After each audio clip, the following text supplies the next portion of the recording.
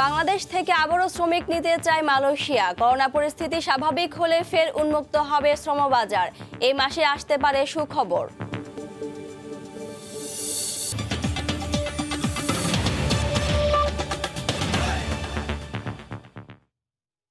ভোরের সময়ের সঙ্গে আছে আমি মাহমুদা মনি।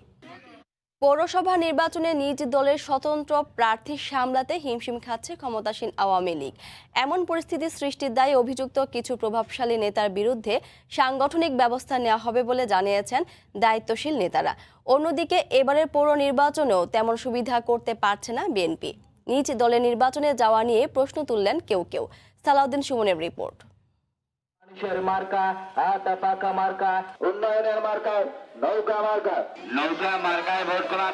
দ্বিতীয় ধাপের পৌরসভা নির্বাচনে জয়লাভে প্রচার প্রচারণায় ব্যস্ত সময় পার করছেন প্রার্থীরা।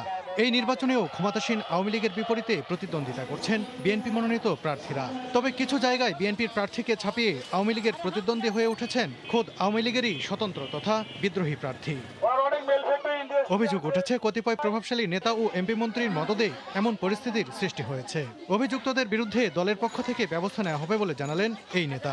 প্রভাবশালী নেতা অথবা সরকারের মন্ত্রী এমপি এদেরও কোনো কোনো জায়গায় তারা এই ধরনের পরিস্থিতি সৃষ্টির পিছনে ভূমিকা রাখছে বলে শোনা যাচ্ছে, এবং এ ধরনের বিষয়ে অবশ্যই আমাদের দল থেকেও আমাদের মাননীয় নেত্রী জননেত্রী দেশরত্ন শেখ হাসিনা শক্ত এবং কঠোর নির্দেশনা দিবেন। নির্বাচনে বিএনপি মনোনীত প্রার্থীরা প্রচার প্রচারণার সুযোগ পাচ্ছেন না বলে মন্তব্য করে দলের এই ভাইস চেয়ারম্যান বলেন, এমন পরিস্থিতিতে নির্বাচনে অংশগ্রহণ করার কোনো দরকার ছিল না। নির্বাচন এখন কেবলমাত্র একটি প্রহসন। এই নির্বাচনে যারা টাকা পয়সা ব্যয় করে বা শ্রম দিয়ে ভোটারদের দ্বারে দ্বারে যাচ্ছেন তারা সবাই বিফল মনোরথ হবেন। এতদিন এখন একেবারে এটি কেন যে এরা ইলেকশনে যায় এটিও তো আমি বুঝতে পারি না, কারণ এখন ইলেকশন করার কোনো অর্থ হয় না। ইলেকশনে এটা শুধুমাত্র আওয়ামী লীগের জন্য ইলেকশন, তারাই জিতবে তারাই হারবে, সবকিছুই তাদের ব্যাপারে। দ্বিতীয় ধাপের এই পৌরসভা নির্বাচন অনুষ্ঠিত হবে 16 জানুয়ারি। সালাউদ্দিন সুমন, সময় সংবাদ, ঢাকা। চতুর্থ ধাপের পৌরসভা নির্বাচনে দলীয় প্রার্থী চূড়ান্ত করেছে আওয়ামী লীগ। গতকাল প্রধানমন্ত্রী শেখ হাসিনা সরকারি বাসভবন গণভবনে অনুষ্ঠিত দলের স্থানীয় সরকার জনপ্রতিনিধি মনোনয়ন বোর্ড সভায় এই মনোনয়ন চূড়ান্ত করা হয়। এতে সভাপতিত্ব করেন দলের সভাপতি শেখ হাসিনা। সভায় ঢাকা বিভাগে 13টি, চট্টগ্রামে 14টি, সিলেটে 2টি, ময়মনসিংহে 5টি, বরিশালে 3টি, খুলনায় 6টি, রাজশাহী বিভাগে 9টি, রংপুর বিভাগের 4টি সহ 56টি পৌরসভা নির্বাচনে নৌকা প্রার্থী চূড়ান্ত করা হয়েছে। আগামী 14 ফেব্রুয়ারি এই পৌর এলাকাগুলোতে নির্বাচন হবে। মনোনয়ন দাখিলের শেষ তারিখ 17 জানুয়ারি, মনোনয়ন বাছাই 19 জানুয়ারি এবং প্রার্থিতা প্রত্যাহারের শেষ তারিখ 26 জানুয়ারি। রাজধানীতে সমাবেশ করে আবারও সরকার পতনের আন্দোলনের হুঁশিয়ারি দিল বিএনপি। দলীয় চেয়ারপারসন থেকে শুরু করে তৃণমূলের নেতাকর্মীদের বিরুদ্ধে মামলা দিয়ে সরকার পতনের আন্দোলন দমিয়ে রাখা যাবে না বলে মন্তব্য করেন কেন্দ্রীয় নেতারা। দলের ভারপ্রাপ্ত চেয়ারম্যান তারেক রহমানের বিরুদ্ধে গ্রেপ্তারি পরোয়ানা জারির প্রতিবাদে রাজধানীতে মানববন্ধন রূপ নেয় সমাবেশে। জাতীয় প্রেস ক্লাবের সামনে পূর্ব ঘোষিত মানববন্ধন কর্মসূচিতে যোগ দেয় বিএনপির বিভিন্ন স্তরের নেতাকর্মীরা। দলের ভারপ্রাপ্ত চেয়ারম্যান তারেক রহমানের বিরুদ্ধে একটি মামলায় গ্রেফতারি পরোয়ানা জারির প্রতিবাদে এই কর্মসূচির ডাক দেওয়া হয়। বুধবারের কর্মসূচিতে অংশ নেন কেন্দ্রীয় নেতারা। দাবি করেন জিয়া পরিবারকে রাজনীতি থেকে দূরে রাখতেই এই গ্রেফতারি পরোয়ানা। মামলা তুলে না নিলে কঠোর কর্মসূচিরও হুঁশিয়ারি দেন তারা। এই সরকার বিচারিত করার মধ্যে একটি সুস্থ এবং অবাধ নির্বাচন আদায় করাই জাতীয়তাবাদী দলের জন্য মুখ্য কাজ। প্রধান অতিথির বক্তব্যে দলটির মহাসচিব মির্জা ফখরুল ইসলাম আলমগীর বলেন, বিরোধী মতকে দমিয়ে রাখতেই একের পর এক মামলা দিয়ে পরোয়ানা জারি করছে সরকার। এই সরকার অত্যন্ত সুপরিকল্পিতভাবে প্রায় 12 বছর ধরে এখানে একটা অত্যাচার নির্যাতন নিপীড়নের স্টিমরোলার চালিয়ে যাচ্ছে। তারা মনে করেছে যে এই অত্যাচার নির্যাতন মামলার রুলিয়া দিয়ে এই দেশের গণতান্ত্রিক মানুষকে দমন করে রাখা যাবে, কিন্তু তা সম্ভব নয়। দেশের বিরুদ্ধে যে মিথ্যা মামলা থেকে আটক করা হয়েছে তাকে মুক্তি দিতে হবে এবং সকল আটককৃত রাজনৈতিক নেতৃবৃন্দকে মুক্তি দিতে হবে। এদিকে দলীয় কর্মসূচিতে জনসমাগম বাড়ছে উল্লেখ করে দলটির স্থায়ী কমিটির সদস্য আমির খসরু মাহমুদ চৌধুরী বলছেন, সরকারের বিরুদ্ধে অবস্থানই হচ্ছে সাধারণ মানুষের এই অংশগ্রহণ। মানুষ আজকে দেওয়ালে পিঠ ঠেকে গেছে। তারা প্রতিবাদ এতদিন তাদের মনের মধ্যে তাদেরকে নাড়া দিয়েছিল, এখন সেই প্রতিবাদ ক্রমান্বয়ে সরকার পতনের আন্দোলনের দিকে যাচ্ছে এবং সরকার পতন না হওয়া পর্যন্ত এই প্রতিবাদ অব্যাহত থাকবে। জনগণের স্বতঃস্ফূর্ত আন্দোলনের মধ্য দিয়ে সরকার পরিবর্তন হবে বলেও মনে করেন বিএনপির এই শীর্ষ নেতা। আজকে তারা মেনে নিচ্ছে না, তারা রাস্তায় নেমেছে। আহমেদ সালেহীন, সময় সংবাদ, ঢাকা। মার্কিন রাজনীতির খবর। যুক্তরাষ্ট্রের ইতিহাসে প্রথম প্রেসিডেন্ট হিসেবে দ্বিতীয়বারের মতো অভিশংসিত হলেন ডোনাল্ড ট্রাম্প। স্থানীয় সময় বুধবার বিকেলে কংগ্রেসের নিম্ন কক্ষ প্রতিনিধি পরিষদে 232-197 ভোটে আইন প্রণেতারা ট্রাম্পকে অভিশংসন করেন। এতে মেয়াদের বাকি কয়েকটা দিন তিনি দায়িত্ব পালন করতে পারবেন না নির্বিঘ্নে। ক্যাপিটাল হিলে নজিরবিহীন হামলার ঘটনার জন্য যে অভিশংসন, তার দায় অস্বীকার করেছেন 45তম এ প্রেসিডেন্ট। দীর্ঘ প্রায় 5 ঘন্টা বিতর্ক শেষে অবশেষে অভিশংসনের পক্ষেই রায় দিল কংগ্রেসের নিম্নকক্ষ প্রতিনিধি পরিষদ। স্থানীয় সময় বুধবার বিকেলে ভোটাভুটিতে আইন প্রণেতারা ট্রাম্পকে অভিশংসন করেন।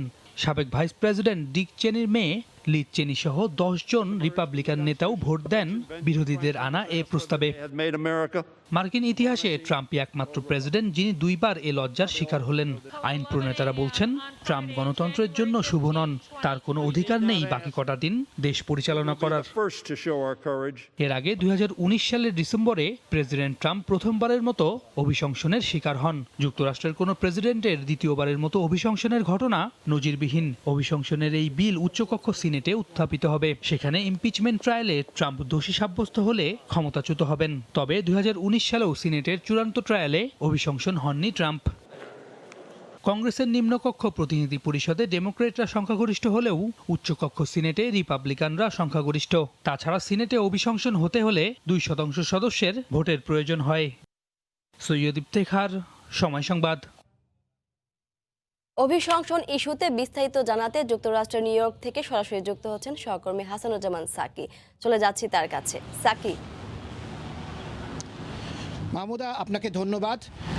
নজিরবিহীনভাবে যুক্তরাষ্ট্রের ইতিহাসে এই প্রথম কোনো রাষ্ট্রপতি তার অনৈতিক কর্মকাণ্ডের জন্য দ্বিতীয়বারের মতো অভিশংসিত হলেন।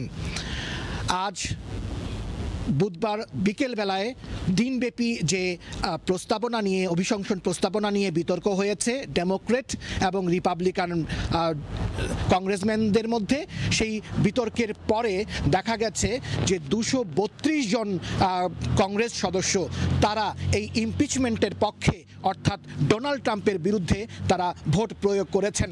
এর মধ্যে 10 জন কিন্তু ডোনাল্ড ট্রাম্পেরই দল, ক্ষমতাসীন রিপাবলিকান দলের সদস্য রয়েছেন।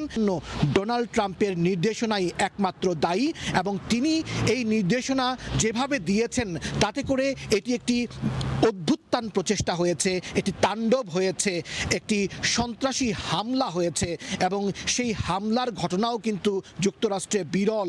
এবং মাহমুদা, আপনি জানেন এই ঘটনায় 5 জন নিহত হয়েছেন এবং শেষ পর্যন্ত গণতন্ত্র বিজয়ী হয়েছে, ন্যাশনাল গার্ড নামানো হয় এবং তারপরে পরিস্থিতি কিন্তু স্বাভাবিক হয়েছে। এখন যারা এই হামলার সঙ্গে জড়িত, প্রতিদিনেই কিন্তু অসংখ্য সেই সন্ত্রাসীদেরকে গ্রেফতার করা হচ্ছে, আইন শৃঙ্খলা রক্ষাকারী বাহিনী তাদেরকে গ্রেফতার করছে এবং তিনি কিন্তু দায় এড়াতে পারেন না। এবং এই যে প্রেসিডেন্টের যে শপথ ভঙ্গ, প্রেসিডেন্ট যুক্তরাষ্ট্রের নাগরিকদেরকে শান্তিতে রাখবেন, তিনি একটি নৈতিকতার মধ্যে থাকবেন, কোনো অপরাধ কর্মকাণ্ডকে তিনি সমর্থন করবেন না, কিন্তু যে ঘটনাটি ঘটেছে তাতে করে দেখা গেছে যে তিনি এবং তার পরিবার এবং তার দলের অনেকেই কিন্তু এর সঙ্গে নানানভাবে সম্পৃক্ত হয়ে পড়েছেন এবং সেই জন্যই কিন্তু আজকে কংগ্রেসের নিম্নকক্ষ প্রতিনিধি পরিষদে দ্বিতীয়বারের মতো তিনি অভিশংসনের শিকার হলেন।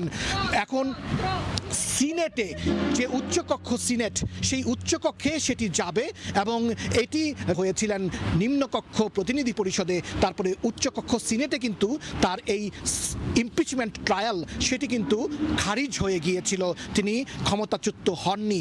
যদিও এবার পরিস্থিতি কিছুটা ভিন্ন, কিন্তু সেই 2/3 ভোট যদি পেতে হয় তাহলে রিপাবলিকানদের বড় একটি অংশ কিন্তু সিনেটররা কিন্তু এই ইমপিচমেন্টের পক্ষে অর্থাৎ ডোনাল্ড ট্রাম্পের বিপক্ষে ভোট দিতে হবে।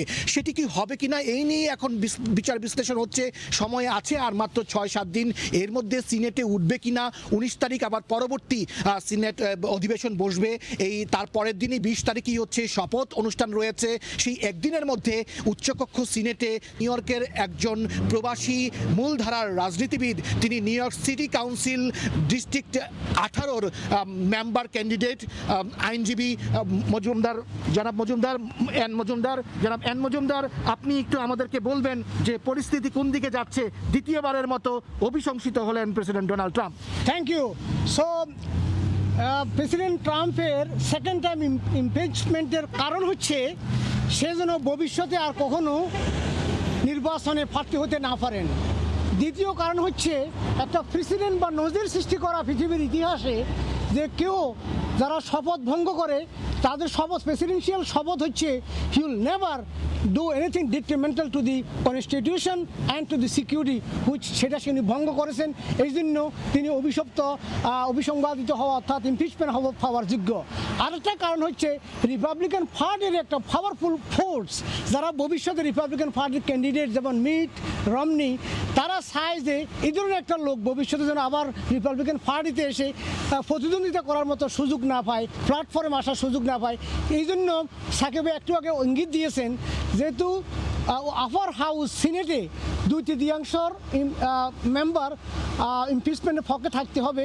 গতবার কিন্তু তা পাওয়া গিয়েছিল না ডোনাল্ড ট্রাম্প ক্ষমতাসীন থাকাকালীন, এবার সেটা পাওয়া যাওয়ার খুবই সম্ভাবনা রয়েছে। এই জন্য মিট রমনি এবং তার লবিং গ্রুপ একটা গ্রুপ চেষ্টা করবে সমন্বিতভাবে যাতে এই যে ব্যাড আপেল যেটা একটা ব্যক্তি, সেটা পৃথিবীর ইতিহাসে একটা নিন্দিত ঘৃণিত লজ্জিত ব্যক্তি, সেই ব্যক্তি যেন আবার প্ল্যাটফর্মে আসিয়া ক্যান্ডিডেট হতে না পারে, সেটা একটা নজির যাতে সৃষ্টি হয় এবং American supremacy, American democracy, American brightness যেন উত্তরোত্তর সমুন্নত থাকে, সেই উদ্দেশ্যে আইন প্রণেতারা কাজ করেছেন। আপনি সাকিব একটু আগে বলেছেন যেদিন 6 তারিখে এই যে তাণ্ডব লীলা হয়েছে, 5 জন লোক মারা গেছে, ওই সময় এটাকে থাকাকালীনও প্রেসিডেন্টের এই ধরনের একটা দুর্যোগ সময়েও দেশপ্রেমিক কংগ্রেসম্যানেরা, সিনিয়ররা, তারা কেউ কিন্তু ক্যাপিটাল হিল ছায় নাই। তার regardless of all this violence তারা সেখানে অপেক্ষা করেছে। ন্যাশনাল গার্ড যখন পরিস্থিতি নিয়ন্ত্রণে এনেছেন, তারা আবার পুনরায় সংসদে বসেছেন। এবং আরও একটা লক্ষণীয় বিষয় এখানে সারা পৃথিবীর কাছে দৃষ্টান্ত, সেটা হচ্ছে ভাইস প্রেসিডেন্ট মাইক পেন্স, সে কিন্তু তার ট্রাম্পের নিয়োজিত ভাইস প্রেসিডেন্ট হয়েও সে গণতন্ত্র সমন্বিত রেখেছে, কনস্টিটিউশনকে সমন্বিত রেখেছে এবং সে ভোট কাউন্ট করে তার নিজের বিপক্ষে এবং ডোনাল্ড ট্রাম্পের বিপক্ষে মতামত দিয়ে জো বাইডেনকে পরবর্তী রাষ্ট্রপতি হিসেবে ঘোষণা দিয়েই সেখান থেকে বেরিয়ে আসছেন। সেটাও একটা অত্যন্ত স্মরণীয় ঘটনা। কিন্তু এর পরেও 6 জানুয়ারির মতো ঘটনার পরেও যুক্তরাষ্ট্রে আবার যেদিন নতুন প্রেসিডেন্ট শপথ নেবেন, সেদিন আবার পুরো যুক্তরাষ্ট্র জুড়ে কিন্তু সন্ত্রাসী হামলার আশঙ্কা করছে গোয়েন্দা সংস্থা। এই ব্যাপারে আপনার মন্তব্য কি? আপনি কি মনে করছেন? আশঙ্কা অমূলক নয়, বাট আমি বলবো যারা অত্যাচারিত, লাঞ্ছিত এবং যে গৃহীত কাজ করেছেন, সেই লোকগুলো দে শুড নো দ্যাট তারা ইচ অ্যান্ড এভরি ওয়ান তারা পানিশমেন্ট পাবে, তারা অ্যারেস্ট হবে যদি তারা আসে। ইতিমধ্যে 15,000 ন্যাশনাল গার্ড মোতায়েন করার ঘোষণা দিয়েছে কমিটি, এবং প্রয়োজন হলে আরও ন্যাশনাল গার্ড আসবে। আমি স্ট্রংলি বিশ্বাস করি American people will condemn it, reject it, এবং যারা those who are creating violence they will go to the other side of the history and Joe Biden will take the oath and America will see the new light. জি, আপনাকে অসংখ্য ধন্যবাদ জনাব N Majumdar. Thank you আপনাকে এবং সময় টিভির সকল দর্শক শ্রোতা এবং আমাদের হাসানুজ্জামান সাকিব ভাই, যিনি আলোকিত ব্যক্তিত্ব, আপনাকে অনেক ধন্যবাদ। মাহমুদা, আপনি শুনছিলেন যুক্তরাষ্ট্রে যে 20 তারিখে যে শপথ নিতে যাচ্ছেন নতুন প্রেসিডেন্ট জো বাইডেন, এবং সেই সম্পর্কে যে জটিলতা তৈরি হয়েছে, আজকে বর্তমান প্রেসিডেন্ট ডোনাল্ড ট্রাম্প তিনি দ্বিতীয়বারের মতো তার মেয়াদে প্রথম মেয়াদেই তিনি 2বারের মতো ইমপিচমেন্ট হয়ে গেছেন।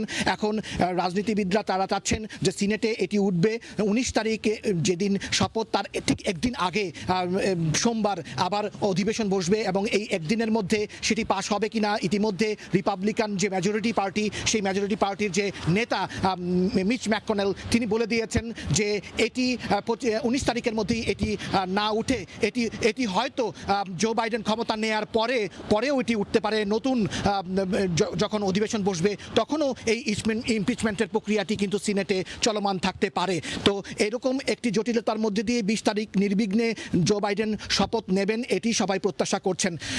এর পাশাপাশি আরও একটি পরিস্থিতি, যেটি আমরা সবসময় বলছি যে যুক্তরাষ্ট্রে কোভিড-19 যে ভাইরাসের যে প্রকোপ, সেটি কিন্তু কোনোভাবেই কমছে না। মাহমুদা, এই সম্পর্কে আপনাকে বলতে চাই যে আজকে যে সময় আমি দাঁড়িয়ে কথা বলছি, সেই দিনটিতে বুধবার একদিনে 24 ঘন্টায় 2,10,000 মানুষ নতুন করে আক্রান্ত হয়েছেন কোভিড-19-এ, এবং মারা গেছেন 3600-রও বেশি, তো 3,600-রও বেশি মানুষ এখন পর্যন্ত একদিনে মারা গেছেন। এই অবস্থায় যে টিকাদান কর্মসূচি, সেটি কিন্তু খুব জোরালোভাবে হচ্ছে, এবং আমার জন্য ব্যক্তিগতভাবে একটু আনন্দের খবর হচ্ছে যে আমি এখন থেকে 2 ঘন্টা আগে কোভিড-19-এর ভ্যাকসিন গ্রহণ করেছি। যে আপনি জানেন মাহমুদা যে 2টি ভ্যাকসিন নিতে হয়, একটি ভ্যাকসিন নেওয়ার পরে 28 দিন পরে আরও একটি ভ্যাকসিন নিতে হয়, এবং সেখানে আমি প্রথম ভ্যাকসিনের যে ডোজ, সেই ডোজটি আজকে গ্রহণ করেছি। তারপরে 28 দিন পরে দ্বিতীয় ডোজটি নেওয়া হবে, এবং খুব নির্বিঘ্নে আমি বাংলাদেশের মানুষ যারা সময় সংবাদের দর্শক যারা এখানে দেখছেন, ভ্যাকসিনটি বাংলাদেশেও আসবে, বাংলাদেশের মানুষরাও এই ভ্যাকসিন গ্রহণ করবেন। এটি অত্যন্ত কার্যকরী বিশেষজ্ঞরা এবং চিকিৎসকরা বলছেন, এবং এটি দেওয়ার প্রক্রিয়াটিও খুবই সহজ। আমি ধারণা করেছিলাম যে হয়তো অনেক সময় লাগবে, কিন্তু মাত্র 2 মিনিটের মধ্যে আমাকে কিছু শারীরিক প্রশ্ন করার পরে কিন্তু ইনজেকশন পোস্ট করা হয়েছে। এই ইনজেকশনটি পুশ করার মধ্যে সব মিলিয়ে কিন্তু 2-1 মিনিটের মধ্যেই কাজটি শেষ হয়ে গেছে, এবং এই ইনজেকশনটি পুশ করার পরে কোনো রকম শারীরিক প্রতিক্রিয়া, যেহেতু আমি এখন সরাসরি কথা বলছি মাহমুদ আপনার সাথে, আপনি বুঝতেই পারছেন যে এখন থেকে 2 ঘন্টা আগে আমি ভ্যাকসিনটি নিয়েছি, কিন্তু শারীরিক কোনো প্রতিক্রিয়া আমার মধ্যে এখনো হয়নি। আশা করছি যে যারা ভ্যাকসিন নিয়েছেন সেই ভ্যাকসিনে প্রতিক্রিয়া কিন্তু তেমন একটি কারোরই হয়নি, যদিও এই ভ্যাকসিন নিয়ে যুক্তরাষ্ট্রের মানুষের মধ্যে, বিভিন্ন জায়গার মানুষের মধ্যে কিন্তু একটি আতঙ্ক আছে, সন্দেহ আছে যে এই ভ্যাকসিনটি নিলে কি হবে, এই ভ্যাকসিনটি কতটুকু কার্যকর হবে। কিন্তু এখন পর্যন্ত কিন্তু এই ভ্যাকসিন 2টি ফাইজার এবং বায়োনটেকের, এবং যে সেই মডার্নার ভ্যাকসিনটি আজকে আমি নিয়েছি, সেইগুলো কিন্তু নির্বিঘ্নে যুক্তরাষ্ট্রের মানুষ নিচ্ছেন। অর্থাৎ বাংলাদেশেও কয়েকদিনের মধ্যেই হয়তো সেই ভ্যাকসিনেশন কার্যক্রম শুরু হবে, বাংলাদেশের মানুষও এই ভ্যাকসিনটি নেবেন। আশা করছি যে বাংলাদেশের মানুষ খুব সহজভাবেই, কোনো প্রতিক্রিয়াহীনভাবেই এই ভ্যাকসিনটি নেবেন, এবং করোনা থেকে দেশবাসী এবং পুরো বিশ্ববাসী মুক্ত হবে। এই ছিল আমার কাছে ডোনাল্ড ট্রাম্পের অভিশংসন হওয়া 20 তারিখে জো বাইডেনের শপথ নিয়ে ঘিরে যে সন্ত্রাসী কর্মকাণ্ডের পরিস্থিতি তৈরি হয়েছে, সেই সম্পর্কে কথা, এবং করোনা পরিস্থিতি নিয়ে সর্বশেষ। মাহমুদা, আপনাকে অসংখ্য ধন্যবাদ। অভিশংসন ইস্যুতে বিস্তারিত জানাতে যুক্তরাষ্ট্রের নিউ ইয়র্ক থেকে আমাদের সাথে সরাসরি যুক্ত ছিলেন হাসানুজ্জামান সাকি। ভোরের সময়ে আরও থাকছে, 14 দিন নয়, যুক্তরাজ্য ফেরত যাত্রীদের এখন থেকে থাকতে হবে 4 দিনের কোয়ারেন্টিনে। কোভিড নেগেটিভ সনদ মিললেই ফিরতে পারবেন বাড়ি।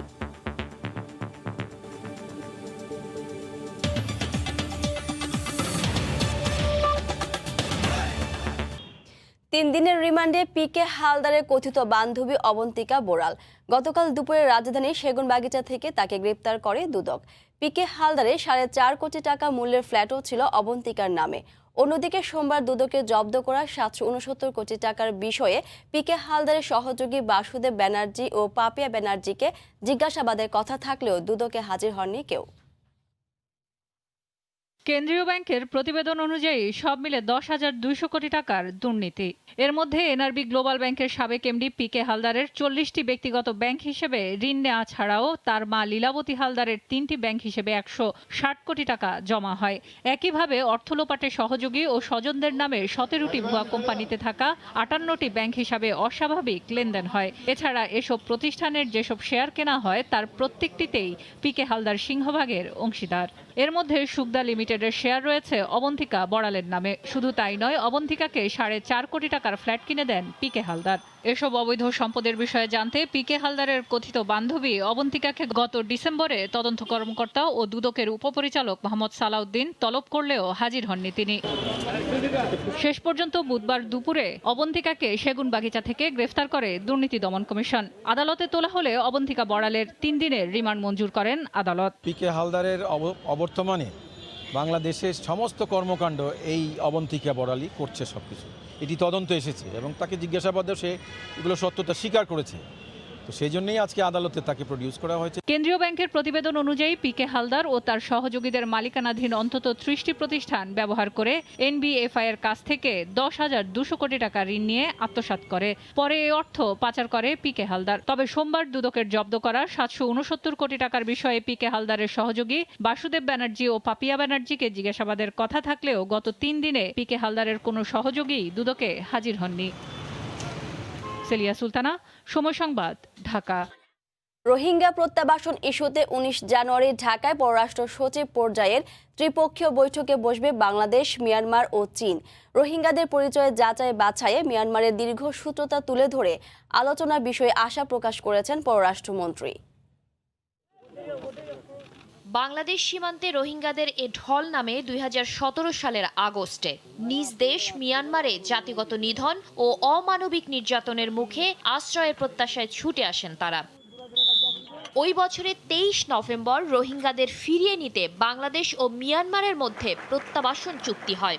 যাচাই বাছাইয়ের জন্য মোট 6 দফায় মিয়ানমারকে এ পর্যন্ত 8,30,000 রোহিঙ্গার তালিকা পাঠিয়েছে বাংলাদেশ। সম্প্রতি পাঠানো হয়েছে 2,30,000 রোহিঙ্গার তালিকা। রোহিঙ্গা ইস্যুতে বুধবার বিকেলে রাজধানীতে এক অনুষ্ঠানে পররাষ্ট্রমন্ত্রী জানান, নানা কারণে বারবার তারিখ পেছালেও চলতি মাসের 19 জানুয়ারি ঢাকায় বাংলাদেশ, মিয়ানমার, চীন ত্রিপক্ষীয় বৈঠক নিশ্চিত হয়েছে। শেষ মুহূর্তে তারা এটা পিছায়। চাইনিজ পররাষ্ট্রমন্ত্রী এই মুহূর্তে মায়ানমার সফরে যাবেন, তো সেই কারণে তারা বলছে যে ওনার সাথে আলাপের পরে it would be very fruitful. আমরা এখনো আশা বেঁধে বুক বেঁধে আছি। মন্ত্রী আরও জানান, এ পর্যন্ত 42,000 রোহিঙ্গার পরিচয় মিয়ানমার যাচাই বাছাই করেছে, ওগুলো ভেরিফাই করেছে, কয়েকজন আবার তারা রিজেক্টও করেছে। আর একটা অসুবিধা তাদের নিয়ে, তারা যে লিস্ট করে যাদের নিয়ে যাওয়ার জন্য, তার বউ হয়তো আরেক জায়গায় নেওয়ার জন্য বলে, তখন এই লোকগুলো যাবে কেন? ওখানে ওগুলোতে গন্ডগোল করে।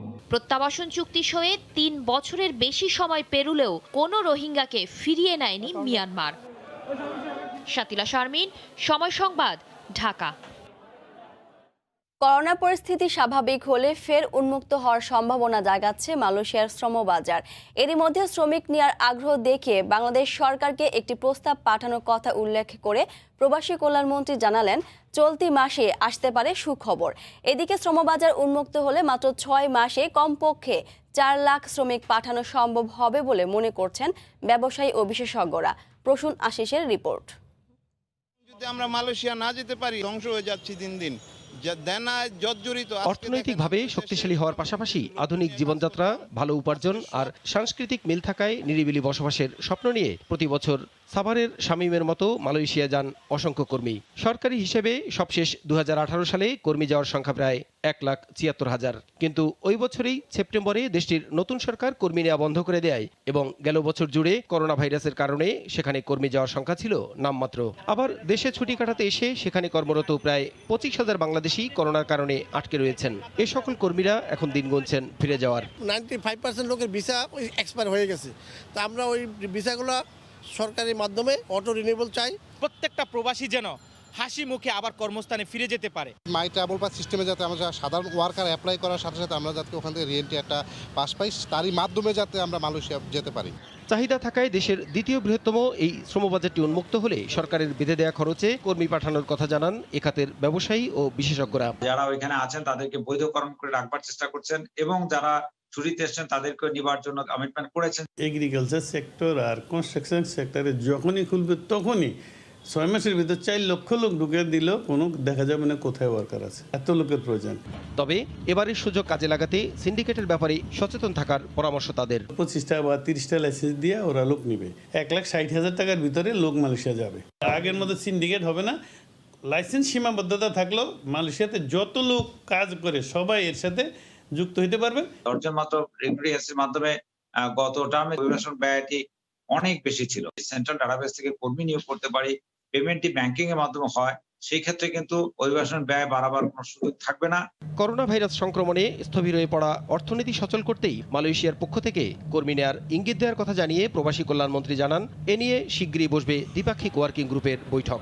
একটা ওনারা প্রস্তাব দিয়েছেন, এটা আমরা এখন স্টাডি করছি, হয়তো জানুয়ারিতে কিছু একটা হয়ে যেতে পারে। I am expecting that very soon joint working group আমাদের একটা মিটিং হবে। কর্মী পাঠানোর সুযোগ মিললে শ্রমিক স্বার্থকে বড় করে দেখার কথা জোর দিয়ে জানালেন প্রবাসী কল্যাণমন্ত্রী। প্রসূন আশিস, সময় সংবাদ, ঢাকা। এটা দিয়ে তো আমার মাত্র 5-6 ফোঁটা ড্রপে মুক্তি মিলবে করোনা ভাইরাস থেকে। সরকারি গবেষণা প্রতিষ্ঠান BRICM এর দাবি, তাদের আবিষ্কার বঙ্গসেফ অরোনেজাল স্প্রে কোভিড-19 ধ্বংস করতে সক্ষম। 3 থেকে 4 ঘন্টা পরপর নির্দিষ্ট হারে নাকে মুখে প্রয়োগ করতে হয় জীবাণুনাশক এই স্প্রে। ঢাকা মেডিকেলে 200 কোভিড রোগীর উপর প্রাথমিক প্রয়োগে মিলেছে সাফল্য। এই আবিষ্কারকে অভিনন্দন জানালেও আন্তর্জাতিক নিয়ম মেনে পরবর্তী পদক্ষেপ নেওয়ার পরামর্শ জনস্বাস্থ্য বিশেষজ্ঞদের। রাশিদ বাপির রিপোর্ট।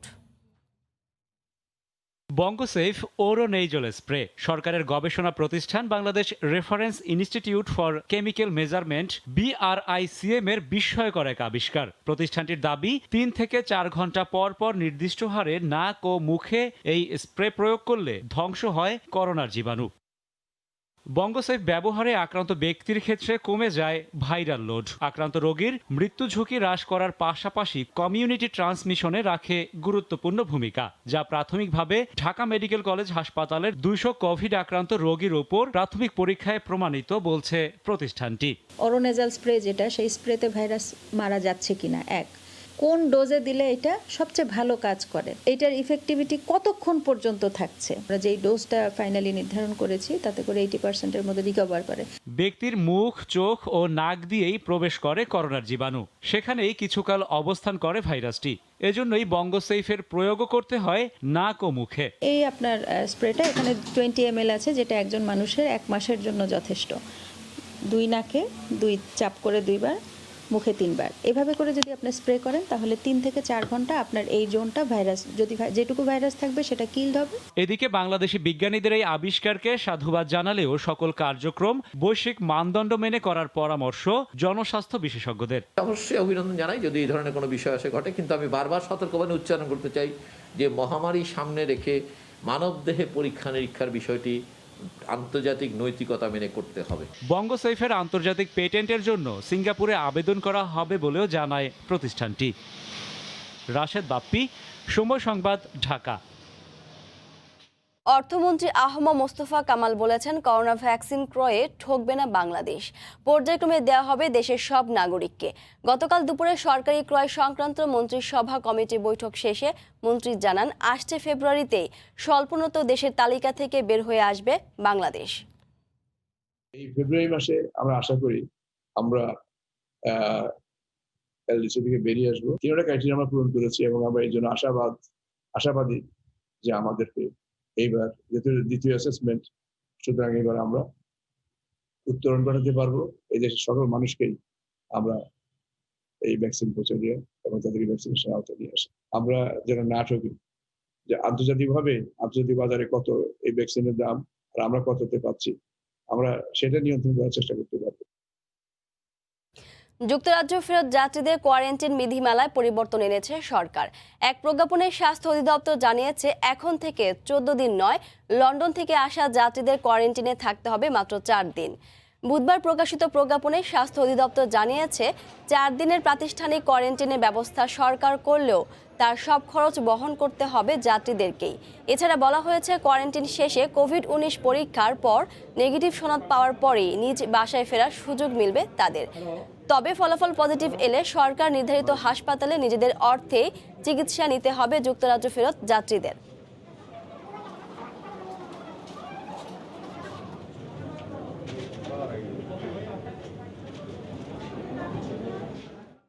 ভোরের সময়ে আরও থাকছে, দফায় দফায় ব্যয় বাড়িয়েও নির্ধারিত সময়ে শেষ হয়নি খুলনা মোংলা রেললাইন নির্মাণ কাজ। আবারও বাড়ল সময়, করোনায় কারণ বলছে কর্তৃপক্ষ।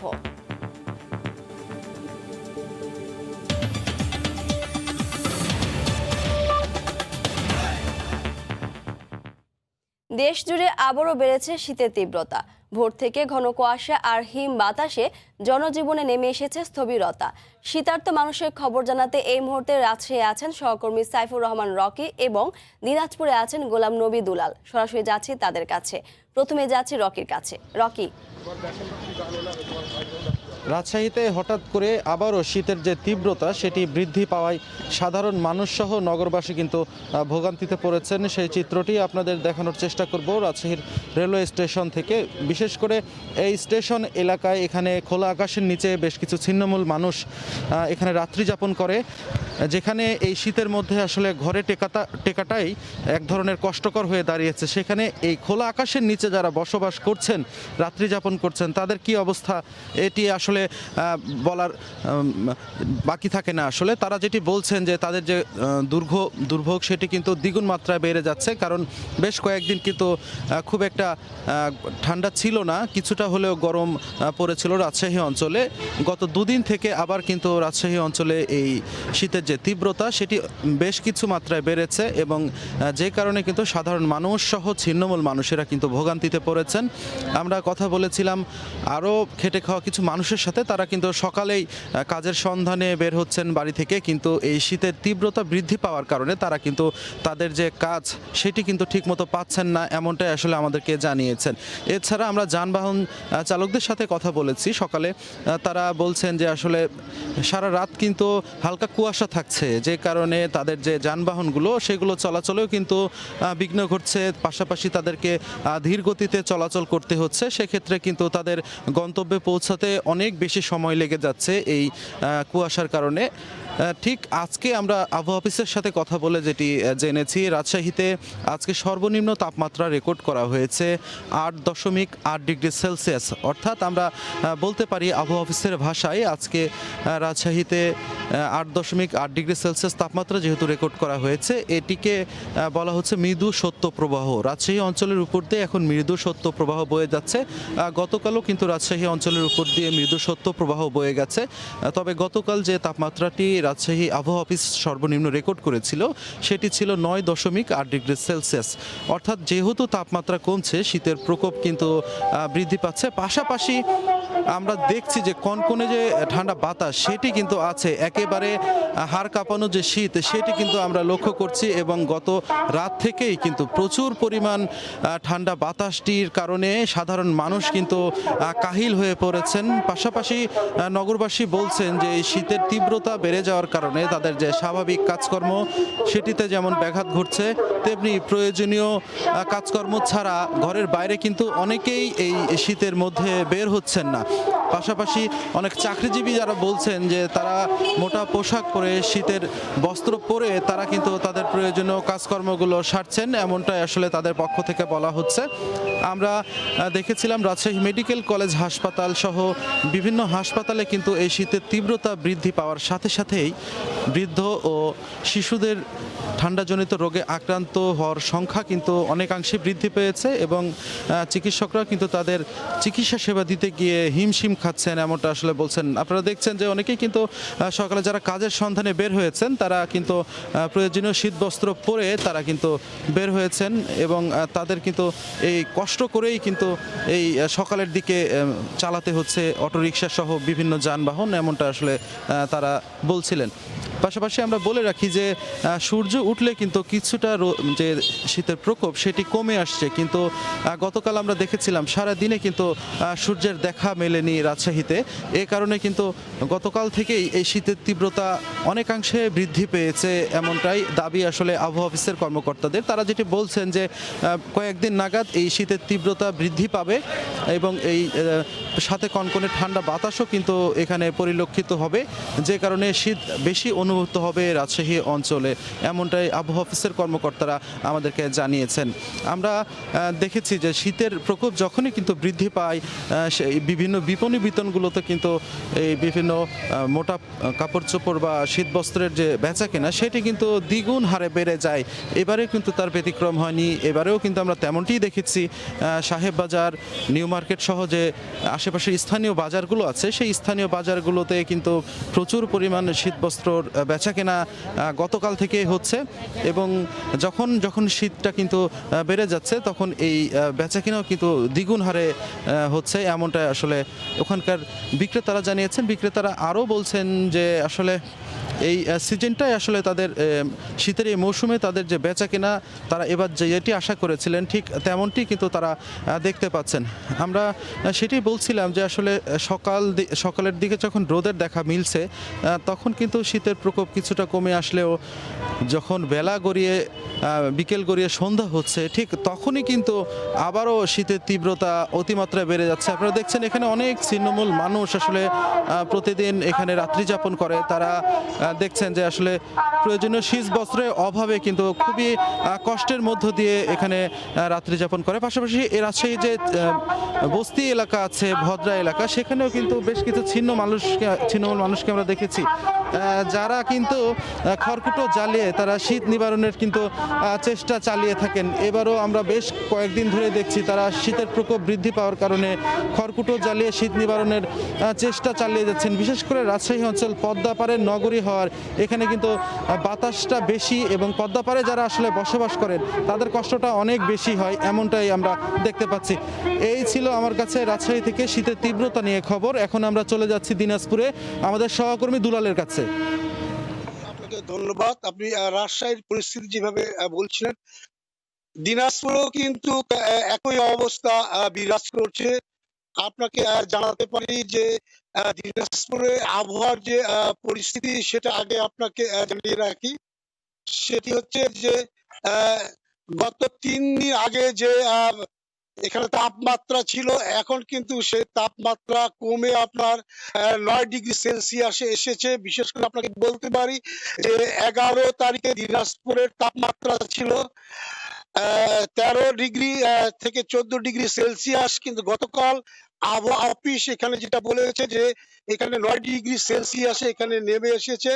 এই যে দুর্ভোগ, এই দুর্ভোগ কিন্তু আপনার চরমে। বিশেষ করে আমি এই মুহূর্তে দিনাজপুর রেলওয়ে স্টেশনের যে প্ল্যাটফর্ম, সেই প্ল্যাটফর্মে আপনাদের তথ্য জানাতে চাই যে এখানে ভাসমান অসহায় এবং ছিন্নমূল মানুষ যারা এখানে খোলা আকাশের নিচে আপনার আশ্রয় নিয়েছে, এবং এই মানুষগুলোর যে দুর্ভোগ আপনাকে জানিয়ে রাখি যে এখানে কিন্তু যারা আশ্রয় নিয়েছে তারা এই অঞ্চল দিনাজপুরেরই শুধু না, বিভিন্ন অঞ্চল থেকে ওরা এইখানে এসেছে, এবং এই মানুষগুলো এখানে সারা রাত এখানে এই শীতের মধ্যে কষ্ট করে, এবং ভোর থেকে উঠি আবার তারা তাদের যে খাবার যে সংস্থান সেই জন্য তারা আপনার বিভিন্ন জায়গায় তারা ছুটে যান, আবার সারাদিন কাজ করে আবার তারা এইখানে চলে আসে। তবে আবহাওয়ার যে পরিস্থিতি আপনাকে বলি যে গত 3-4 দিন আগে যেটি ছিল সেটি কিন্তু এখন আরো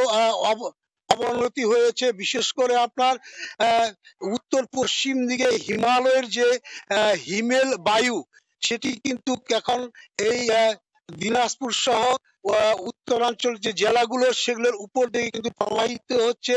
এই হিমেল বাতাসের কারণে যে কিন্তু কনকনে যে ঠান্ডা, এই ঠান্ডার প্রকোপ এত বেশি যে মানুষ কিন্তু কাহিল হয়ে পড়েছে, জবুথবু অবস্থা এই অঞ্চলের মানুষের। আপনাকে যেটি বলতে পারি যে এই প্রচন্ড শীতের কারণে সবচেয়ে বেশি যারা স্বল্প আয়ের এবং খেটে খাওয়া যারা মানুষ, এই মানুষগুলো কিন্তু আপনার ভোরে বের হয় কাজের সন্ধানে, আর এই শীতের কারণে হয়তো অনেকে বের হতে পারেননি। তাদের যে কষ্ট, সেই কষ্ট লাঘব তারা কিভাবে করবেন সেটি একটি বিষয় হয়ে দাঁড়িয়েছে। পাশাপাশি আপনার যে জিনিসটি আপনার এখানে আমরা লক্ষ্য করছি সেটি হচ্ছে দিনাজপুরে কিন্তু 13টি উপজেলা, এই উপজেলা ইতিমধ্যে যে শীত বস্ত্র শীত নিবারণের জন্য জেলা প্রশাসন, স্থানীয় সাংসদ, বিভিন্ন সামাজিক সাংস্কৃতিক স্বেচ্ছাসেবী সংগঠন তারাও কিন্তু বিভিন্নভাবে আপনার তারা কিন্তু শীত বস্ত্র দিচ্ছে। তবে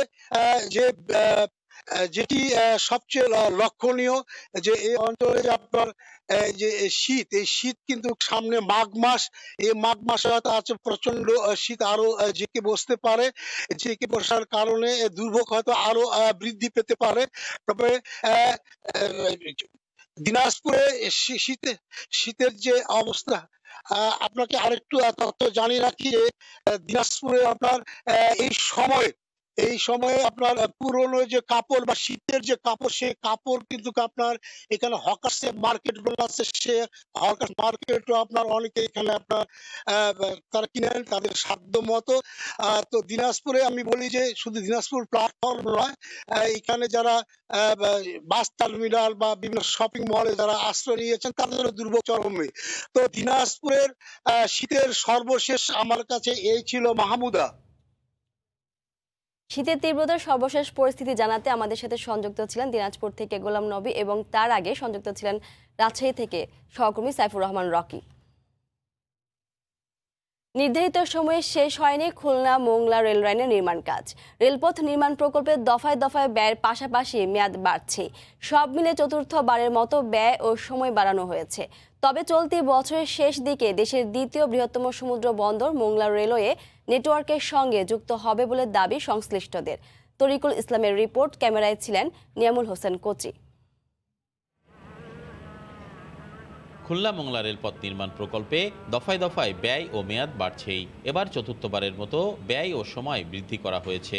তারপরও প্রকল্পটির অগ্রগতি সন্তোষজনক নয়। শুরুতে 2010 থেকে 2013 মেয়াদে 1721 কোটি টাকা ব্যয়ে সম্পূর্ণ হওয়ার কথা ছিল প্রকল্পটি। অথচ 3 দফায় প্রকল্প ব্যয় বাড়াতে বাড়াতে এখন 3801 কোটি টাকায় পৌঁছেছে। খুলনা মংলা বন্দর রেলপথ নির্মাণ প্রকল্প নিয়ে IMED এর সমীক্ষায় এসব তথ্য উঠে এসেছে। এরই মধ্যেই চতুর্থবারের মতো 2021 সাল পর্যন্ত এর মেয়াদ বৃদ্ধি করা হয়েছে। অর্থাৎ প্রকল্প শেষ হওয়ার সময় বাড়ছে 8 বছর। প্রকল্প সংশ্লিষ্টরা বলছেন প্রায় 75% কাজ শেষ হয়েছে। বাকি কাজ শেষ হতে ডিসেম্বর পর্যন্ত সময় লাগবে। কোভিড-19 আরও যদি আমরা বাধাগ্রস্ত না করে, আমরা আশা করছি 2021 সালের ডিসেম্বরের মধ্যে, অর্থাৎ আর এই বছরের মধ্যে আমরা এই কাজটা সম্পন্ন করতে পারবো। খুলনা মোংলা রেললাইন নির্মাণ কাজের ঠিকাদারি প্রতিষ্ঠানের প্রতিনিধিরা জানান, করোনা পরিস্থিতির আগে কাজের গতি খুব ভালো ছিল, কিন্তু এই মুহূর্তে সময় ও আর্থিকভাবে পিছিয়ে গেছে। লকডাউনের কারণে ভারত থেকে গুরুত্বপূর্ণ যন্ত্রাংশ আনা সম্ভব হয়নি, যে কারণে কাজের গতি খুব মন্থর। Materials from India, it was not possible to come site as earlier, so we have lost time, we have lost progress. এ প্রকল্পটি শেষ হলে সার্কভুক্ত দেশগুলোর মধ্যে বাণিজ্যের ব্যাপক প্রসার ঘটবে। দেশের শিল্প ও বাণিজ্য প্রসারের ফলে কর্মসংস্থান বৃদ্ধি পাবে বলে মনে করেন অর্থনীতিবিদরা। প্রতিবেশী রাষ্ট্রের জন্য এই মোংলা বন্দরের রেল সংযোগটা অত্যন্ত গুরুত্বপূর্ণ ভূমিকা পালন করবে বলে আমি মনে করি। খুলনা মোংলা রেলপথ প্রকল্পের কাজ 3টি অংশে বিভক্ত: রেল সেতু, রেল লাইন এবং টেলিকমিউনিকেশন ও সিগন্যালিং। এছাড়া 21টি ছোটখাটো ব্রিজ ও 110টি কালভার্ট নির্মাণ করা হবে এর আওতায়। তরিকুল ইসলাম, সময় সংবাদ, খুলনা। প্রধানমন্ত্রীর অগ্রাধিকার ভিত্তিক প্রকল্প ন্যাশনাল সার্ভিস কর্মসূচি বাদ পড়েনি দুর্নীতির কালো থাবা থেকে। গাইবান্ধার সাদুল্লাপুরে প্রকল্পের 1300 উপকারভোগীর 150 জনে নীতিমালা পরিপন্থী। বাকি 3000-এ আরও কতজন আছে জানেন না কর্মকর্তারাও। এক উপজেলাতে এই প্রকল্পে 9-6 হয়েছে 2,29 লাখ টাকারও বেশি। আতল হক সাগরের ক্যামেরায় হেদায়েতুল ইসলাম বাবুর রিপোর্ট। বেকার জীবনের পাথর বিছানো পথে ন্যাশনাল সার্ভিস কর্মসূচি আশীর্বাদ হয়ে ধরা দেয় সাদুল্লাপুরের দামোদরপুর গ্রামের মাসুম বিল্লার কাছে। কিন্তু উপজেলা যুব উন্নয়ন কার্যালয়ের সুপারভাইজার আব্দুল ওয়াহাবের কারসাজিতে তার বদলে সব টাকাই তুলে নেয় আরেক যুবক। আমার ন্যাশনাল আইডি কার্ডের ছবি, স্বাক্ষর, এনআইডি নাম্বার, জন্ম তারিখ চেঞ্জ করে 20,000 টাকার বিনিময়ে আব্দুল ওয়াহাব সাহেব আপেল মামুন নামের এক ছেলেকে দিয়ে দেয়। উপজেলা চেয়ারম্যান ও ইউএনওর দাবি, কর্মসূচির শুরুতে দায়িত্বরত সংশ্লিষ্ট কর্মকর্তারা এই দায় এড়াতে পারেন না। 50 থেকে 56 জনের মতো তারা নাকি বিভিন্ন, কেউ মিঠাপুকুরের, কেউ পীরগঞ্জের, কেউ পলাশবাড়ির, এরকম আছে এবং কিছু আছে বয়স বেশি বয়স কম। আমাদের যুব উন্নয়ন অধিদপ্তরের যে ঊর্ধ্বতন কর্মকর্তারা রয়েছেন তাদেরকে ইতিমধ্যেই আমরা বিভাগীয় পর্যায়ে এবং জেলা পর্যায়ে বিষয়গুলো অবহিত করেছি। চতুর্থ ও পঞ্চম ব্যাচে 1300 উপকারভোগীর 150ই ত্রুটিপূর্ণ। প্রশিক্ষণ ও 2 বছরের কর্মভাতা সহ প্রত্যেকের জন্য সরকারি বরাদ্দ 1,52,800 টাকা ধরে টাকার অঙ্কে 9/6 পরিমাণ 2,29,20,20,000 টাকা। এই দুর্নীতির দায় নিতে রাজি নন বর্তমান যুব উন্নয়ন কর্মকর্তা। গোপনে পাওয়া তার আগের কর্মকর্তার বক্তব্যেও দুর্নীতির রহস্য। কিছু সার্টিফিকেট ফেক আছে, কিছু বয়স বেশি আছে, কম আছে, তখন এগুলো আমি বাধা দিলাম। 5-10 জনকে যদি এখন বাদ দেওয়া যায়, দেখা যাচ্ছে এটা নিয়ে মানে আরো একটা বড় ধরনের কেলেঙ্কারি হতে পারে। প্রধানমন্ত্রী ঘোষিত এই কর্মসূচিতে 4,294 জনকে চূড়ান্ত মনোনয়ন দেন তৎকালীন যুব উন্নয়ন কর্মকর্তা ইউসুফ ভুইয়া। এরপর প্রশিক্ষণ ও নিয়োগপত্র দেন পরবর্তী কর্মকর্তা হাসান আলী। তারপর ভাতা পরিশোধ করছেন বর্তমান কর্মকর্তা নাজমুল হাসান। 2017 থেকে 2019 পর্যন্ত নির্বাহী কর্মকর্তা ছিলেন আহসান হাবিব ও রহিমা খাতুন। হেদায়েতুল ইসলাম বাবু, সময় সংবাদ, গাইবান্ধা। নিত্য প্রয়োজনীয় পণ্যের বাজার ঘিরে অসাধু সিন্ডিকেটের তৎপরতা বন্ধের সঙ্গে কৃষক পর্যায়ে ন্যায্য মূল্য নিশ্চিতে এবার কঠোর অবস্থানে সরকার। দেশের ইতিহাসে প্রথমবারের মতো 14টি কৃষি পণ্য উৎপাদনের খরচ বেঁধে দিয়েছে কৃষি বিপণন অধিদপ্তর। শুধু তাই নয়, প্রায় চূড়ান্ত পণ্য বিপণন নীতিমালাও। এমন উদ্যোগে সাধুবাদ জানালেও আবাদ মৌসুমে কৃষি উপকরণের দাম নিয়ে অরাজকতা বন্ধের আহ্বান কৃষক আর কৃষিবিদদের। জুবাইর ফয়সালের রিপোর্ট। অর্থনীতির নিয়ম নীতি বলে পণ্যের চাহিদা আর যোগানের উপরই নির্ধারিত হয় বাজার মূল্য, কিন্তু তৃণমূল পর্যায়ে নেই নিয়ম কানুন মানার বালাই। এ কারণে ভরা মৌসুমেও নিত্য পণ্যের বাজার নিয়ে অসন্তোষ ভোক্তা কিংবা কৃষক দুপক্ষেরই।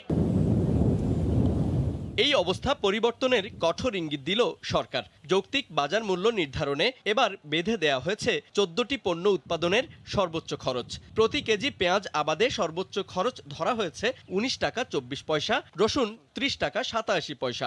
এই উদ্যোগকে ইতিবাচক বললেও চাষাবাদের সময় কৃষি উপকরণের দামে লাগাম টানতে না পারলে মিলবে না সুফল। যেই খরচটা বেঁধে দিয়েছে সেইটা শুধুমাত্র কিন্তু উৎপাদন উপকরণ খরচের উপর নির্ভর করছে না, পাশাপাশি কিন্তু যেটা আমি একটু আগে বলেছি যে ব্যবস্থাপনার উপরও কিন্তু নির্ভর করছে। যদিও কৃষি বিপণন অধিদপ্তর বলছে উৎপাদন খরচ অনুযায়ী দাম না পাওয়ায় চাষাবাদে আগ্রহ হারাচ্ছেন কৃষক। মহাপরিচালকের দাবি, খরচ বেঁধে দেয়ায় কমবে মাঠ ও বাজার কেন্দ্রিক এমন অসন্তোষ। যখন দেখি যে ব্যবসায়ীরা সিন্ডিকেট করছে অথবা অন্য কোনো উপায়ে আপনার কৃষি পণ্যের দাম বেড়ে গেছে, সেক্ষেত্রে পরবর্তী বছর কিন্তু কৃষি পণ্য উৎপাদনে তারা নিরুৎসাহিত হয়ে যায়। এই অবস্থা থেকে উত্তরণের জন্য 14টা কৃষি পণ্যের আমরা উৎপাদন খরচ নির্ণয় করেছি। পর্যায়ক্রমে 2টি আবাদ মৌসুমে সব ধরনের নিত্য প্রয়োজনীয় পণ্যের উৎপাদন খরচ বেঁধে দেওয়ার সঙ্গে পণ্য বিক্রির ক্ষেত্রেও সর্বোচ্চ দাম নির্ধারণে কাজ করছে সরকার। জুবায়ের ফয়সাল, সময় সংবাদ, ঢাকা। সিরাজগঞ্জে বিভিন্ন উপজেলায় উৎপাদিত সবজি নিয়ে শহরের পৌর পাইকারি হাটে আসেন কৃষক। ভোর থেকে ক্রেতা বিক্রেতার ভিড়ে জমে ওঠে বেচা কেনা। সরবরাহ বাড়ার ফলে আরও কমেছে দাম। এতে লোকসানের সংখ্যার পাশাপাশি উৎপাদন খরচ তোলা নিয়েও দুশ্চিন্তায় চাষিরা। রিঙ্কু কুন্ডুর রিপোর্ট, ছবি তুলেছেন অমৃত সেন। সিরাজগঞ্জের শিয়ালখোল ইউনিয়নের কৃষক ফজর আলী জমিতে উৎপাদিত ফুলকপি নিয়ে বিক্রি করতে এসেছেন জেলার পৌর পাইকারি সবজির আড়তে। তবে কাঙ্ক্ষিত দাম না থাকায় লোকসানের কথা জানান তিনি। সার দিছি, ওষুধ দিছি, কামলাদের নিরাছি, আবার পানি দিছি, এই যে গাড়ি ভাড়া, প্রচুর পয়সা খরচ করছি। খরচা করে এখন দেখা যাইতেছে যে বেশি গাড়ি ভাড়া হইতেছে।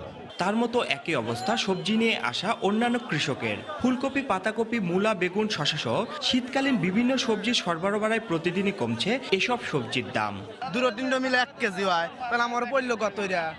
আম বেশি গেলে 5 টাকা 6 টাকা। বর্তমানে যেরকম দাম কমছে তাতে আর আমার চালানো পুরা। জেলার বিভিন্ন স্থান থেকে আসা খুচরা ব্যবসায়ীরা প্রতিদিন এই আড়ত থেকে সবজি কিনে বিভিন্ন হাট বাজারে বিক্রি করেন।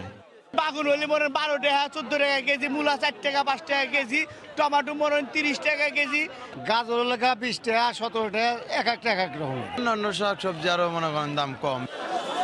পৌর পাইকারি সবজির আড়তের দোকান রয়েছে 100টি। এই আড়তে প্রতিদিন 20 থেকে 30 লাখ টাকার সবজি কেনাবেচা হয় বলে জানিয়েছেন ব্যবসায়ীরা। রিঙ্কু কুণ্ডু, সময় সংবাদ, সিরাজগঞ্জ। শীতের সবজি সরবরাহ বাড়ায় পাইকারি বাজারে কমেছে সব ধরনের সবজির দাম। সবজি বাজারে খবর জানাতে এই মুহূর্তে মানিকগঞ্জের ঢাকা আরিচা মহাসড়কের পাশের বাটবাউর বৃহৎ সবজির আড়তে আছেন সহকর্মী ইউসুফ আলী। সরাসরি যাচ্ছে তার কাছে। ইউসুফ। মাহমুদাত, মানিকগঞ্জের ঢাকা আরিচা মহাসড়কের আসলে যে বাটবাউরের যে বৃহৎ সবজির আড়ত মানিকগঞ্জের, সেই সবজি আড়তটি কিন্তু এখন আসলে পাইকার এবং কৃষকদের পদচারণায় কিন্তু মুখর হয়ে উঠেছে এবং বেচা কেনাও কিন্তু হচ্ছে। কিন্তু কৃষকরা যা বলছে আসলে দর পতনের কারণে কিন্তু তারা বলছে আমাদের মাথায় হাত হয়ে দাঁড়িয়েছে, আমাদের আসলে এই সবজি বিক্রি করে আসলে যে খরচাটাই তারা কিন্তু তুলতে পারছে না। বিশেষ করে এখানকার যে সবজিটা রয়েছে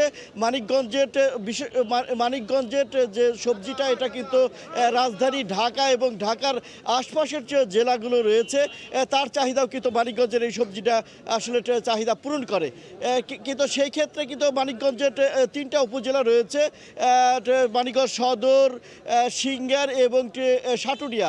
এই 3টা উপজেলাতেই কিন্তু সবচেয়ে বেশি সবজি উৎপাদন হয় এবং কি ঢাকার খুব নিকটবর্তী হওয়াতে কিন্তু এই সবজির চাহিদা রয়েছে এবং জৈব সারে উৎপাদিত সবজি কৃষকরা বলছে। কিন্তু দরটি আজকের এবং সর্বনিম্ন দর রয়েছে, যা আসলে তারা বলছে, যেটা তারা সকাল থেকে কিন্তু আমি দেখেছি বিভিন্ন রিক্সা, ভ্যান, অটো রিক্সা করে যে সবজি নিয়ে কৃষকরা এসেছে, কিন্তু তারা দামই তুলতে পারছে না, তারা দাবি করছে। অন্যদিকে কিন্তু এটার দিকে যদি লক্ষ্য না করা হয়, পরিকল্পনা করা হয়, নির্দিষ্ট দাম যদি সৃষ্টি না করা হয়, তারা কিন্তু পথভ্রষ্ট হবে বলে আমাকে জানিয়েছে। তবে এই দর পতনটা এখন যে মানিকগঞ্জের এই বৃহৎ সবজি বাজারের যে দরটি চলছে, সেই দরটি যদি আমি আপনাকে জানাই, তো এই মুহূর্তে বেগুন বিক্রি হচ্ছে মাত্র 4 থেকে 5 টাকা কেজি দরে। সব কিন্তু পাইকারি কেজি দরে এখানে বেচে কেনা হচ্ছে, তবে সেটা পাল্লায় বিক্রি হচ্ছে, আমি কেজিতে সেটা দরটি বলছি। কপি বিক্রি হচ্ছে 3 থেকে 4 টাকা কেজিতে। তো আসলে লাউ বিক্রি হচ্ছে 7 থেকে 8 টাকা পিস আর কি। যদিও আসলে সেই ক্ষেত্রে পোকার বেঁধে 10 টাকা 12 টাকা এখানে যাচ্ছে। তো শশা বিক্রি হচ্ছে 4 থেকে 5 টাকা, শশা বিক্রি হচ্ছে 14 থেকে 15 টাকা কেজি দরে। পাতাকপি বিক্রি হচ্ছে 3 থেকে 4 টাকা কেজি দরে। টমেটো বিক্রি হচ্ছে 16 থেকে 17 টাকা কেজি দরে। মরিচ বিক্রি হচ্ছে 45 থেকে 50 টাকা কেজি দরে পাইকারি বিক্রি হচ্ছে। তবে সেটা যদি বাইরের যে মরিচটা রয়েছে, সেই মরিচটার দাম কিন্তু একটু বেশি রয়েছে। তবে আলু বিক্রি হচ্ছে 13 থেকে 14 টাকা কেজি দরে বিক্রি হচ্ছে। কল্লা বিক্রি হচ্ছে 36 থেকে 38 টাকা কেজি দরে কল্লা বিক্রি হচ্ছে। আসলে সবচাইতে এই বাজারে যে সবজিটার দাম সবচেয়ে বেশি রয়েছে সে হচ্ছে করলা, আর সবচাইতে যে কম যে সবজিটার দাম রয়েছে সেটা হচ্ছে মূলা যাচ্ছে 1 টাকা কেজি দরে। আলু যাচ্ছে 13 থেকে 14 টাকা কেজি দরে। তার সিম যাচ্ছে 8 থেকে 10 টাকা কেজি দরে। পেঁয়াজ, যেটা মুড়িকাটা পেঁয়াজ, এখন সবচাইতে তারও কিন্তু দর পতন ঘটেছে। সেক্ষেত্রে কিন্তু 25 থেকে 26 টাকা এখানে মুড়িকাটা পেঁয়াজ বিক্রি হচ্ছে। আসলে সব সবজিরই কিন্তু দর এখন নিম্নমুখী। সেক্ষেত্রে কিন্তু কৃষকরা বলছে এরকম যদি নিম্নমুখী দরটি থাকে, তাহলে কিন্তু তারা আসলে এই সবজি তারা আসলে হাটে তুলতেই পারবে না। অর্থাৎ যে তার যানবাহন যে খরচ থেকে শুরু করে জৈব সারে উৎপাদিত অন্য যারা যে শ্রমিক খরচ করে, সব কিছু মিলে কিন্তু এই খরচটা তোলা আসলে সম্ভব নয়। অন্যদিকে কিন্তু ঢাকা এই সবজি বাজারে যারা পাইকার রয়েছে সেই পাইকারদের সাথে আমি কথা বলেছি। পাইকাররা বলছে আসলে তারা ঢাকা এবং ঢাকার পার্শ্ববর্তী জায়গা থেকেই এসেছে এবং তারা এখানে সবজি এবং টাটকা সবজি পাওয়াতেই কিন্তু এখানে তারা কেনাবেচা করছে। অন্যদিকে কিন্তু আসলে এখানে যে আসলে সব ধরনের সবজির দামই কিন্তু নিম্নমুখী রয়েছে। এই ছিল আমার কাছে এটা আসলে মানিকগঞ্জের এর বৃহৎ সবজি আড়ত থেকে সর্বশেষ অবস্থা। মানিকগঞ্জের বাটবাউর সবজি আড়ত থেকে আমাদের সাথে সরাসরি যুক্ত ছিলেন সহকর্মী ইউসুফ আলী। মুন্সিগঞ্জের মীরকাদিম মাছের আড়তে পদ্মার ইলিশ সহ পাওয়া যায় হরেক রকমের মাছ। এ হাটে তাজা ও ফরমালিন মুক্ত মাছ পাওয়ায় ক্রেতাদের ভিড় থাকে বেশি। সরবরাহ বাড়ায় বিভিন্ন প্রজাতির মাছের দাম কেজির প্রতি কমেছে 20 থেকে 100 টাকা পর্যন্ত। বিস্তারিত নাসিরউদ্দিন উজ্জ্বলের রিপোর্টে। এমন হাকডাকে বিক্রি হচ্ছে পদ্মার ইলিশ, পাঙ্গাস, রুই, কাতল, চিতল, বোয়াল, শিং, কই সহ হরেক রকমের মাছ। নদী, পুকুর, দিঘি, খাল, বিলের তাজা মাছ ছাড়াও সামুদ্রিক মাছে ভরপুর মুন্সিগঞ্জের মীরকাদিম মৎস্য আড়ত। প্রায় 14 কেজি ওজনে রিটা মাছের দাম হাঁকা হয়েছে 7,000 টাকা। তবে নদী, পুকুর সহ বিভিন্ন উৎস থেকে মাছের সরবরাহ বাড়ায় কমেছে দেশি মাছের দাম। বাংলাদেশের অনেক দূর দূর প্রান্ত থেকে ভালো ভালো মাছ আসে, তার জন্য আমরাও অনেক দূর থেকে এখানে মাছ ক্রয় করতে আসি। নদীর এবং সমুদ্রের মাছ এবং পুকুরের মাছ সব ধরনের মাছ এখানে পাওয়া যায়। আমরা মনে করি সস্তা কিনে নিয়ে আমরাও 2 পয়সা লাভ করতে পারি, আপনাদের জন্য সুবিধা হয়। প্রায় এটা 14 কেজির কাছাকাছি আছে। ঠিক আছে, এই মাছটা আমরা 550 টাকা কেজি বিক্রি করি। অন্য মাছের সাথে প্রকাশ্যে বিক্রি হচ্ছে নিষিদ্ধ জাটকা ইলিশও। তবে এই নিয়ে মৎস্য বিভাগের নেই কোনো তৎপরতা। শতাব্দী প্রাচীন এই মাছের হাটটি পুরোপুরি খোলা আকাশের নিচে থাকায় নানা চ্যালেঞ্জের মুখে পড়তে হয় ব্যবসায়ীদের। এখানে 2000 মানুষের কর্মসংস্থান প্রায়, কিন্তু এখন আমরা খোলা আকাশের নিচে থাকি। অনেক সময় বৃষ্টি গাদলা ঠাড়া পড়ে আকাশের, মানে এতে করে আমাদের ভয়ের কারণ আছে। এখন আমরা আমাদের রিক্সের উপরে আমরা কাজ করতেছি। এই মাছের হাটে প্রতিদিন অন্তত 1,500 মানুষের রুটি রুজি হয়। এখানকার 40 আড়ত আর 200 বিক্রেতা প্রতিদিন 2.5 ঘন্টায় বিক্রি করেন প্রায় কোটি টাকার মাছ। নাসিরউদ্দিন উজ্জ্বল, সময় সংবাদ, মুন্সিগঞ্জ। ভোরের আলো ফুটতে ক্রেতা বিক্রেতার হাক ডাকে সরগরম হয়ে ওঠে নওগাঁর সান্তাহার পাইকারি মাছের আড়ত। মাছ বাজারে খবর জানাতে এই মুহূর্তে সেখানে আছেন সহকর্মী এমা রকি। সরাসরি চলে যাচ্ছি তার কাছে। রকি। ধন্যবাদ মাহমুদা। খুব ভোরে কিন্তু এই মাছের আড়ত জমজমাট হয়ে উঠেছে। তীব্র শীত উপেক্ষা করে জেলেরা তাদের ধরা মাছ নিয়ে আসছেন এই আড়তে, এবং এখানে কিন্তু আমরা যেটা লক্ষ্য করছিলাম, বিল জলাশয় থেকে এখন বেশি পরিমাণে মাছ আসছে এবং এই মাছগুলো কিন্তু ক্রেতা বিক্রেতার একটা হাঁকডাকের মাধ্যমে তারা কেনা বেচা চালিয়ে যাচ্ছেন। তবে আমরা একটু জানিয়ে রাখি, এই আড়তে কিন্তু এখন গত দুই সপ্তাহ ধরে যেসব মাছ বেশি লক্ষ্য করা যাচ্ছে তা হলো যে জেলেদের জালে কিন্তু বিলের পানি নেমে যাওয়ার কারণে বেশি ধরা পড়ছে মাছ। এই মাছগুলো কিন্তু তুলনামূলক এই আড়তগুলোতে এখন আসার কারণে চাষ করা মাছ যেসব রয়েছে, বিশেষ করে রুই, কাতল, মৃগেল বা এই হাইব্রিড জাতের যেসব মাছ, এই মাছগুলোর দাম কিন্তু তুলনামূলক 10 থেকে 15 টাকা পর্যন্ত কমে এখানে কেনা বেচা চলছে। আরেকটি বিষয় বলি, এখানে কিন্তু এই আড়তে প্রতিদিন প্রায় 50 লাখ টাকার মাছ কেনা বেচা চলে, কিন্তু এই আড়তের যারা ক্রেতা বা বিক্রেতা তারা বলছেন যে দফায় দফায় মাছের দর কমে যাওয়ার কারণে তারা কিন্তু তাদের কাঙ্ক্ষিত দরের যে লাভটা সেটা পাচ্ছেন না। খাদ্যের দামের জায়গাটা তারা বলছেন যে কয়েক দফা বৃদ্ধি হয়েছে, কিন্তু মাছের দর গত 2 মাসে কিন্তু 5 থেকে 7 বার পর্যন্ত পড়ে গিয়েছে। বিশেষ করে হাইব্রিড জাতীয় যেসব মাছ রয়েছে এই মাছগুলোর দাম কিন্তু তুলনামূলক খুবই কম, এবং এইসব মাছের যে চাষ করার যেসব উপাদান রয়েছে সেই খাদ্য কিন্তু বেশ চড়া দামে কেনার কারণে তারা কিন্তু প্রত্যাশিত দর না পাওয়ায় এখন অনেকটাই লোকসানের শিকার হচ্ছেন চাষিদের মুখ থেকে, এমন কথা আমরা পাচ্ছি। এই আড়তে আমরা যেটা দেখছিলাম, ভোর সকালে যেসব মাছ বিক্রি হচ্ছে, 1 কেজি পরিমাণের একটি রুই বিক্রি হচ্ছে এখানে 140 থেকে 150 টাকা। কাতলও ঠিক ওইরকমই 150 টাকা প্রতি কেজি। সিলভার কাপ এটা রয়েছে 100 টাকা থেকে 95 টাকা কেজি, এবং এই হাইব্রিড পাঙ্গাস মাছ, এই মাছটা বিক্রি হচ্ছে এখানে 85-90 টাকা সর্বোচ্চ কেজিতে।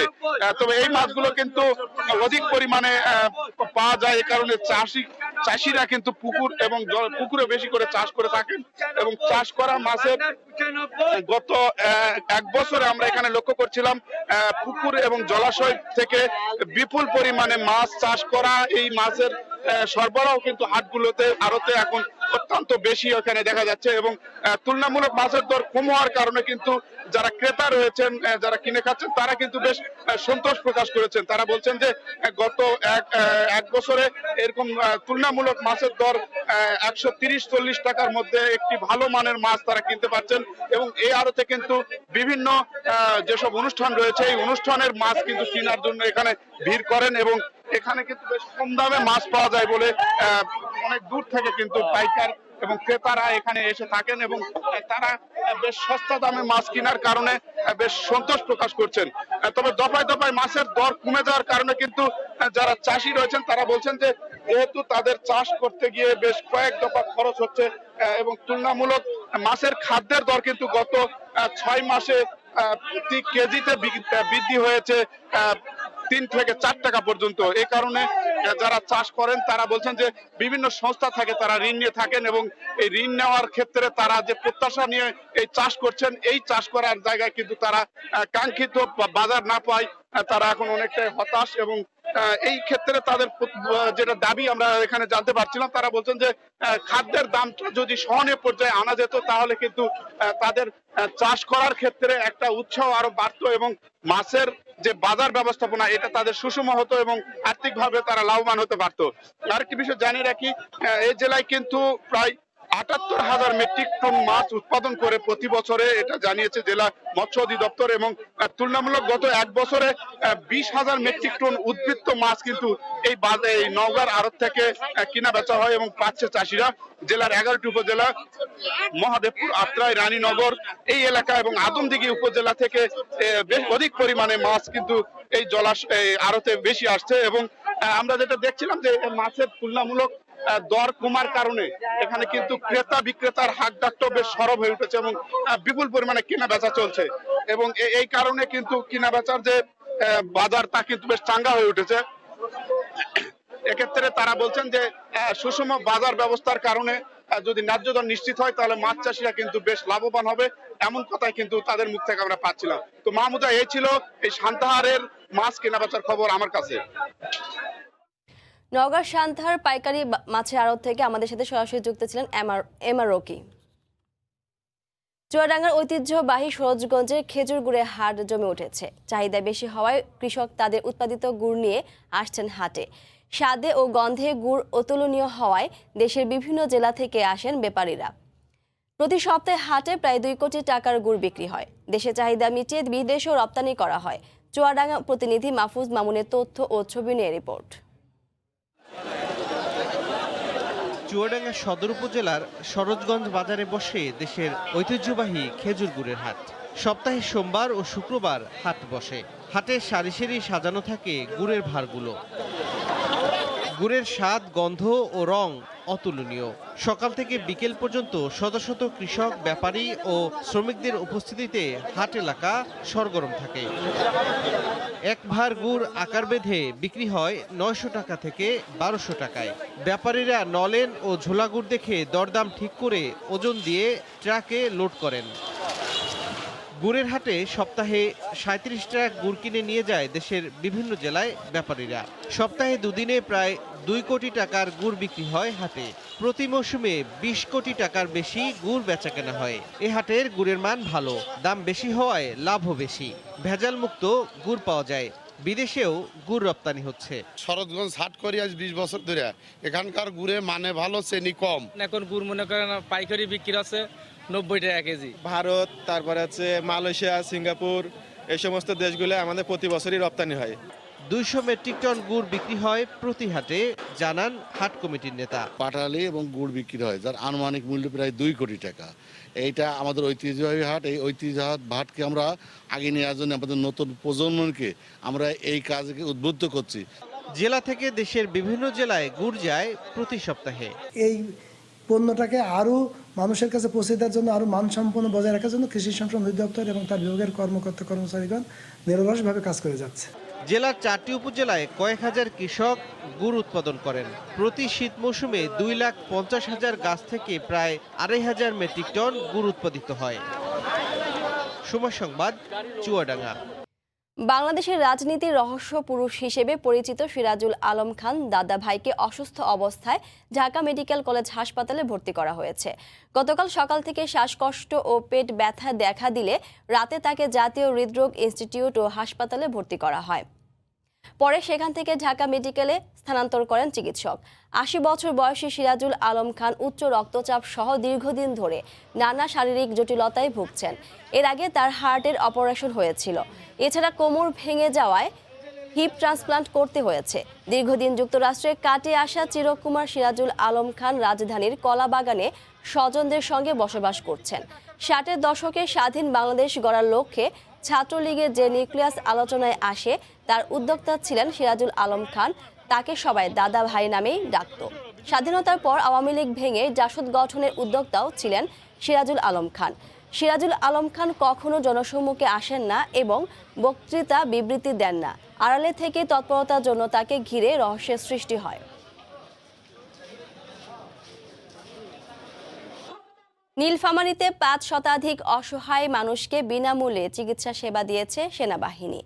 গতকাল সকালে সৈয়দপুর বাঙ্গালীপুর উচ্চ বিদ্যালয় মাঠে দিনব্যাপী এই কর্মসূচির আয়োজন করেন সেনাবাহিনীর 222 পদাতিকের সদস্যরা। এ সময় শিশুসহ 5 শতাধিক নারী পুরুষকে চিকিৎসা সেবা দেন বিশেষজ্ঞ চিকিৎসকরা। পাশাপাশি বিনামূল্যে ওষুধও দেওয়া হয়। হতদরিদ্রের জন্য এই সেবা অব্যাহত থাকবে বলে জানান সেনা সদস্যরা।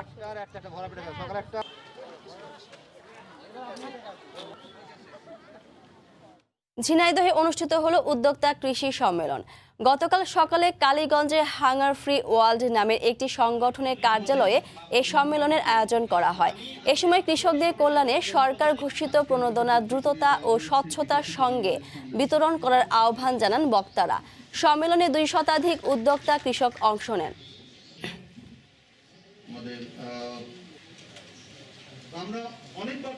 ভোরের সময়ে আরও থাকছে স্মরণকালে ভয়াবহ তুষারপাতে বিপর্যস্ত স্পেন। বেগতিক পরিস্থিতি সুইডেন, ফিনল্যান্ডেও। বিদ্যুৎ বিচ্ছিন্ন হাজার হাজার বাড়ি ঘর, মানবেতর জীবনযাপন।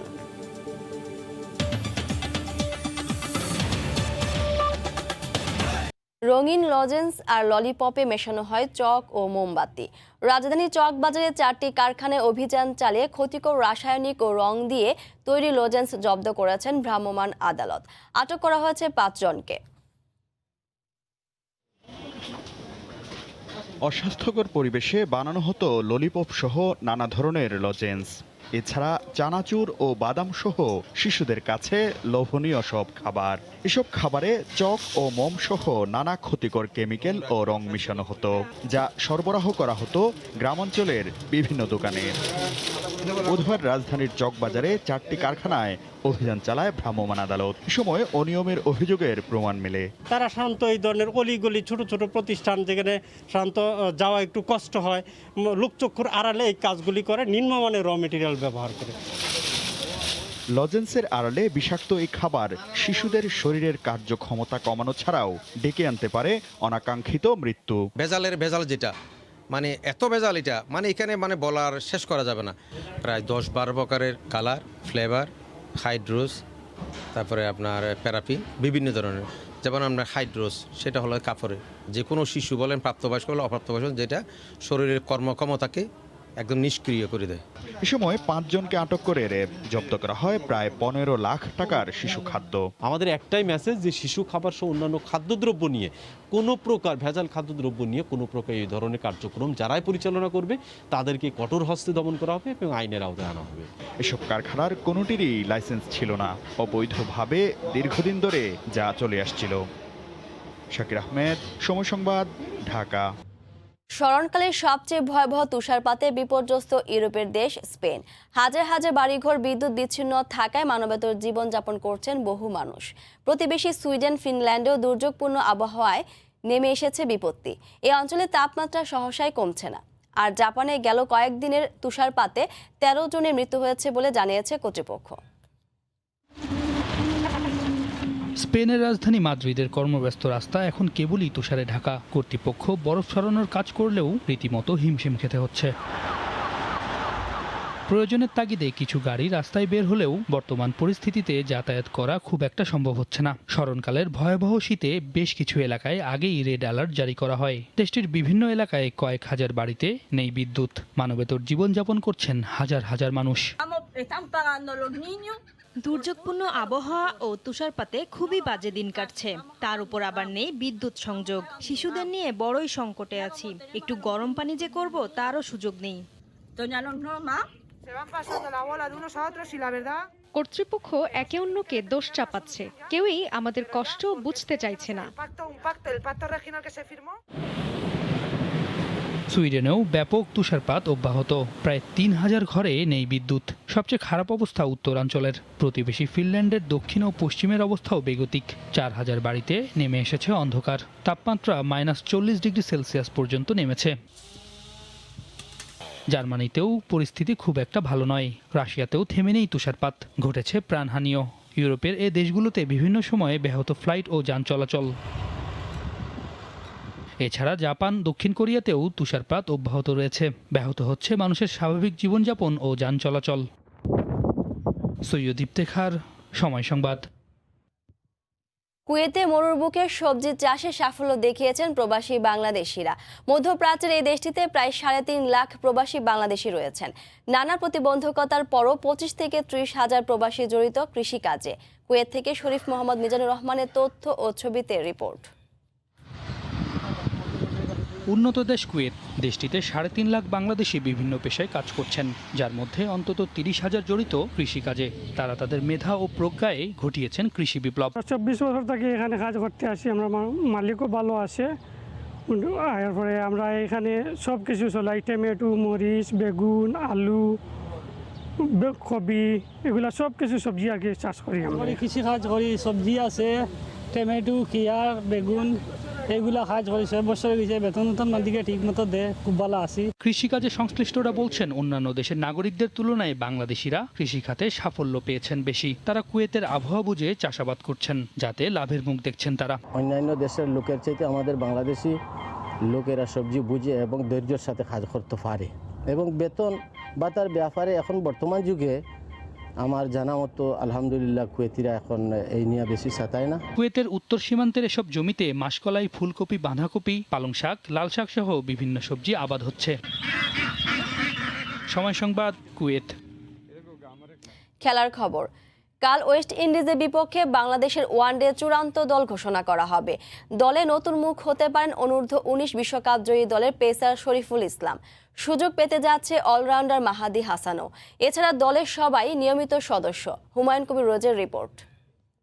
এর আগে বহু দ্বিপাক্ষিক সিরিজে বাংলাদেশ দল ঘোষণা করা হয়েছে, তবে এতটা আলোচনা হয়নি কখনই। কারণ করোনা পরবর্তীকালে প্রায় 1 বছর পর আন্তর্জাতিক ক্রিকেটে ফিরতে যাচ্ছে বাংলাদেশ। স্বাভাবিকভাবে সমর্থক হৃদয়ে প্রশ্ন, ওয়েস্ট ইন্ডিজের বিপক্ষে ওয়ানডে স্কোয়াডে কারা থাকতে যাচ্ছেন।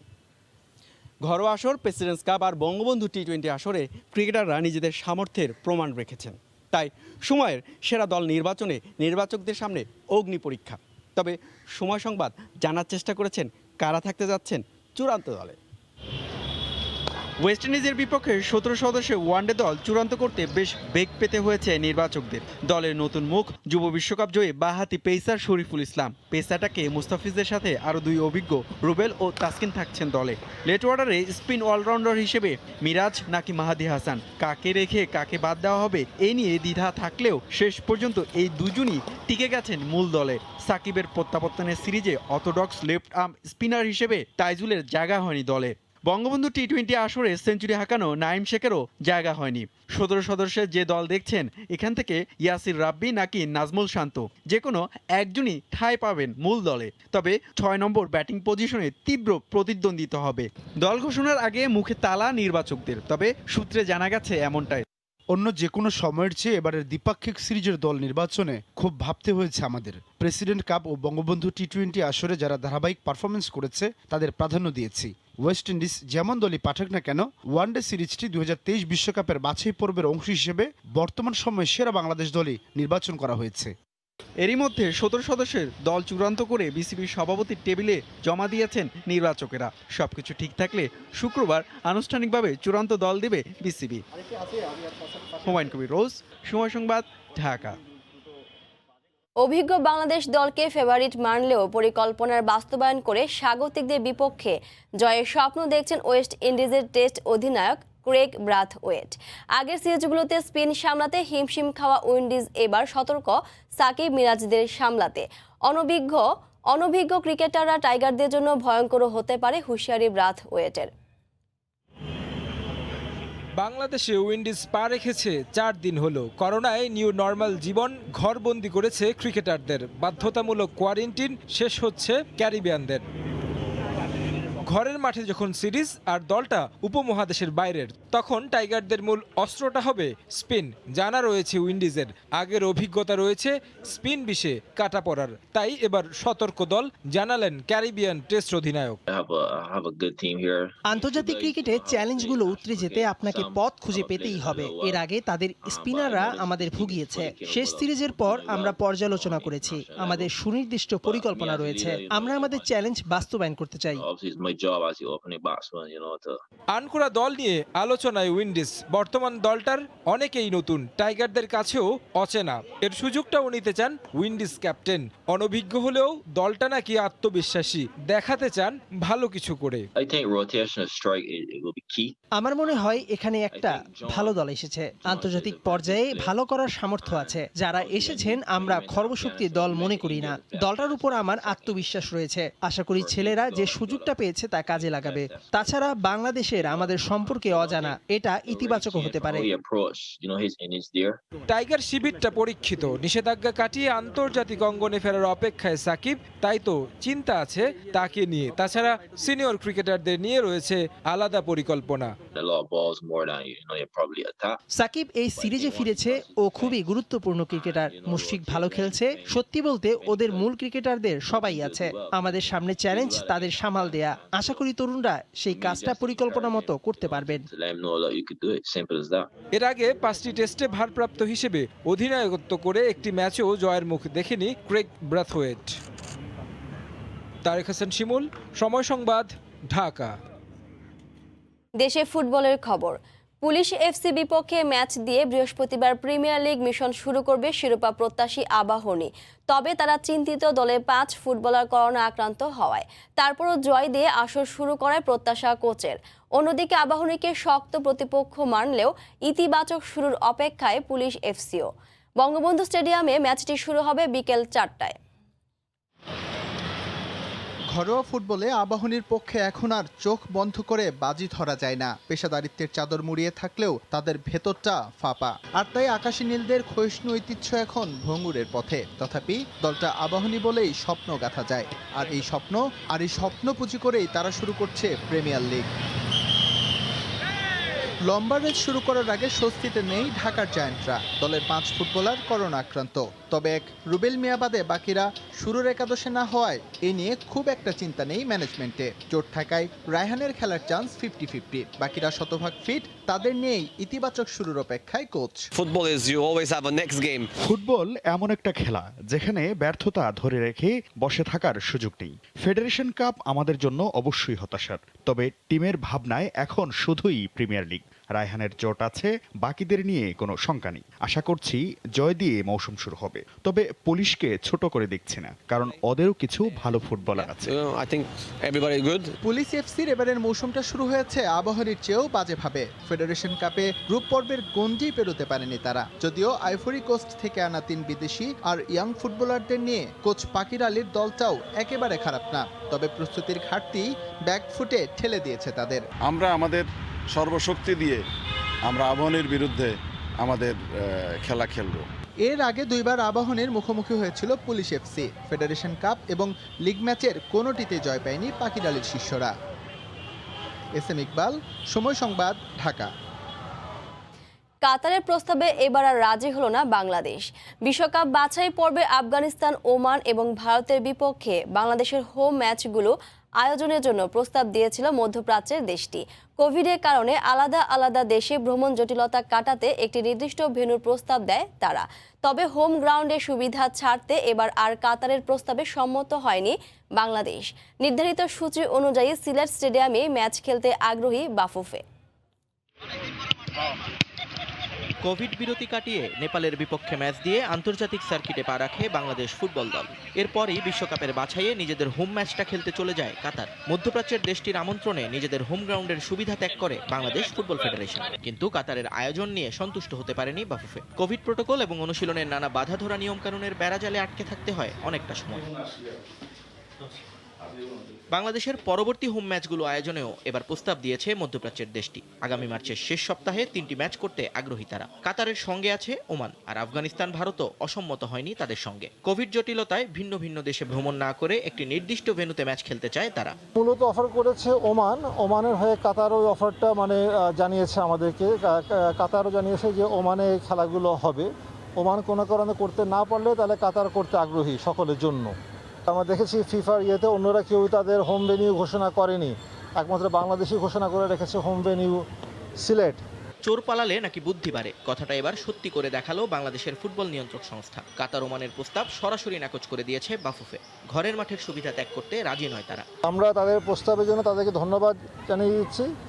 ধন্যবাদ জানিয়ে যাচ্ছি যে আমরা বর্তমান যে ফিক্সচার অনুযায়ী আছে সেই অনুযায়ী আমরা আমাদের ম্যাচগুলো বাংলাদেশে খেলতেই আমরা আগ্রহী, এবং যে ডেট দেওয়া আছে সেই অনুযায়ী।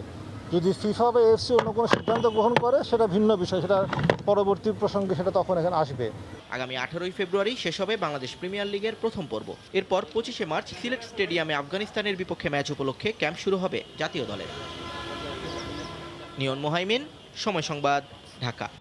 ভোরের সময় শীর্ষ সংবাদ জানিয়ে দিচ্ছি আরেকবার। বাংলাদেশ থেকে আবারও শ্রমিক নিতে চায় মালয়েশিয়া। করোনা পরিস্থিতি স্বাভাবিক হলে ফের উন্মুক্ত হবে শ্রম বাজার। এই মাসে আসতে পারে সুখবর। এই ছিল ভোরের সময়, সঙ্গে থাকুন সময়ের।